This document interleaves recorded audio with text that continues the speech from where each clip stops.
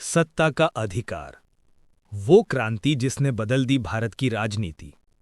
साल था 1984 का भारत, एक ऐसा दौर जब देश की राजनीति पर कुछ खास परिवारों और ऊंची जातियों का एक छत्र अधिकार था। दलित, पिछड़े और अल्पसंख्यक, जिन्हें डॉक्टर आंबेडकर ने बहुजन का गौरववान नाम दिया था, वे सिर्फ वोट डालने का जरिया बनकर रह गए थे। फैसले लेने वालों की कतार में उनके लिए कोई जगह नहीं थी।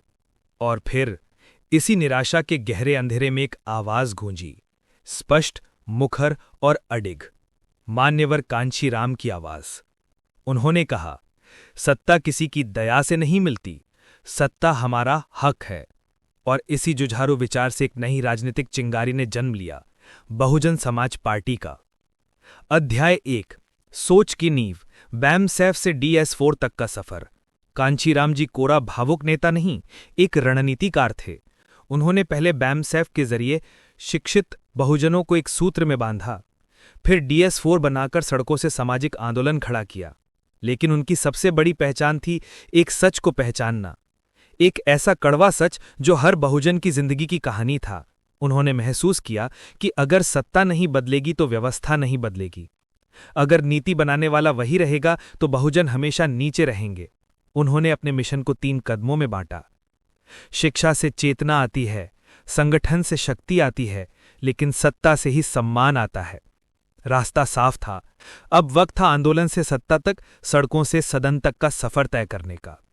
अध्याय 2, एक विचार का जन्मदिन। 14 अप्रैल 1984 एक बेहद प्रतीकात्मक दिन चुना गया, डॉक्टर भीमराव अंबेडकर जी की जयंती। इसी दिन दिल्ली में बहुजन समाज पार्टी की स्थापना हुई। ये कोई साधारण पार्टी नहीं थी, ये स्वाभिमान की राजनीति के एक युद्ध का औपचारिक ऐलान थी। इसके मुख्य उद्देश्य साफ और क्रांतिकारी थे। बहुजन समाज को राजनीतिक तौर पर संगठित करना, सत्ता पर बहुजन समाज का अधिकार स्थापित करना, शोषित वर्गों को नीति निर्माण में सीधी भागीदारी दिलाना, जाति आधारित राजनीति का अंत करके बहुजन एकता कायम करना। जैसा कि कांशीराम जी ने कहा, हम किसी पार्टी के खिलाफ नहीं, हम उस सोच के खिलाफ हैं जो बहुजन को सत्ता से दूर रखती है। अध्याय 3, सत्ता का असली मतलब। कांशीराम जी के लिए सत्ता का मतलब सिर्फ मुख्यमंत्री या प्रधानमंत्री की कुर्सी नहीं थी। उनके लिए सत्ता का मतलब था फैसला लेने का हक। उन्होंने अपने समर्थकों के सामने एक मार्मिक तस्वीर पेश की। जब बजट तुम्हारे विरोधियों के हाथ में होगा तो तुम्हारे बच्चों की पढ़ाई भी उन्हीं की दया पर होगी।